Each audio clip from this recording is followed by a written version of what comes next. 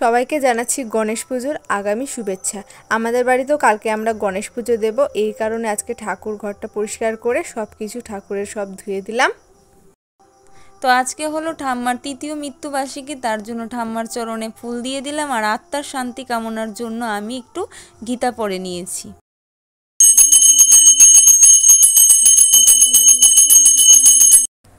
সঞ্জয় বললেন, ওই প্রকার করুণার্দ্র এবং অশ্রুপূর্ণ আকুললোচন বিষণ্ণ অর্জুনকে।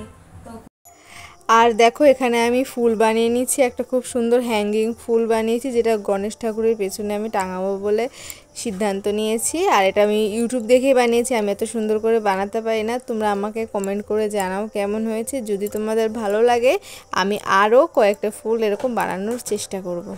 তো ব্যাস, আমার ফুল তো প্রায় কমপ্লিট। তো দেখো গণেশ ঠাকুর বসানোর প্রস্তুতি নিচ্ছি। আর বাজার থেকে আমি মিষ্টি, গণেশের প্রিয় খাবার মোদক, লাড্ডু নিয়ে আসলাম। তো দেখো ধূপও তুলে রেখেছি, আর গণেশ মূর্তিটা দেখো সুন্দর করে বসিয়ে দিলাম।